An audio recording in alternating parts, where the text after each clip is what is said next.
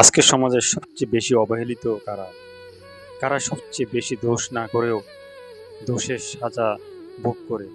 কারা সবচেয়ে বেশি সমাজে দোষী ব্যক্তিদের তালিকাতে রয়েছে?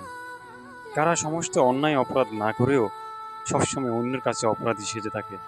কেউ যদি আমাকে প্রশ্ন করে, তাহলে আমি বলবো তারা হলো সহজ সরল মানুষ। তাই জীবনের সব কিছুতেই সহজ সরল মন মানসিকতা পরিচয় দিবেন না।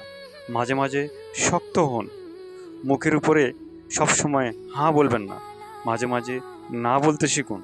নিজের উপরে অন্যায় হলে সেটার প্রতিবাদ করতে শিখুন। দেখুন, একজন সাপুরে কিন্তু বিষাক্ত সাপ দিয়ে কিন্তু সাপের বিষ নামায়। সে সাপ খেলা দেখায় বিষাক্ত সাপ দিয়ে। তাই সবসময় নিজেকে সহজ সরল মনে করবেন না। সহজ সরল মনে করে অন্যায় নিজের উপরে চাপিয়ে নেওয়া কোনো ভদ্রতার লক্ষণ নয়।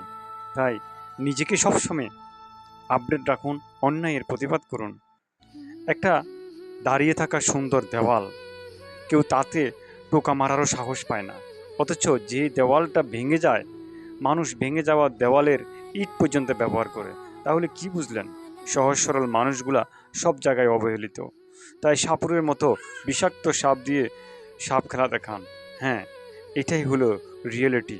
আজকের সমাজে ভদ্রতা সাইনবোর্ড মানে আপনি নম্র ভদ্র, না না, সব কিছুতেই আপনাকে নম্র ভদ্র থাকতে হবে। আর আপনার উপরে অন্যায়ভাবে কেউ অধিপত্য বিস্তার করে যাবে, এটা কোনো ভদ্রতার লক্ষণ নয়। চুপ থেকে ভদ্র হয়ে অন্যর দোষ নিজের ঘাড়ে চাপিয়ে নেওয়া, কোনো কথা না বলা, সব কিছুতে জিহুজুর জিহুজুর করা, এটা কোনো ভদ্রতার লক্ষণ হতে পারে নাই। আর ভদ্রতা, আপনি যতই নিজেকে ভদ্রতার সাইনবোর্ড মুখোশ পরিয়ে হাঁটবেন, ততই আপনার উপরে অন্যায় চলতে থাকবে। আর এই সমস্ত অন্যায় যখন একবার প্রতিবাদ করে আপনি ঘুরে দাঁড়াবেন, দেখবেন সমস্ত অনিয়মগুলো আস্তে আস্তে আপনার কাছে হার মানতে শিখবে। পৃথিবীর এটাই রিয়েলিটি। মানুষ যখন কোনো একটা কিছুতে সবচেয়ে বেশি সহজ সরল মন মানসিকতার পরিচয় দেখায়, তখন তার উপরে অন্যায় হতে থাকে। আর যখন সে অন্যায়ের প্রতিবাদ করে না, একটা সময় সেই সহজ সরল মানুষগুলাকে অন্যর করা অন্যায়গুলা, অন্যর করা দোষগুলা চাপিয়ে ধরে।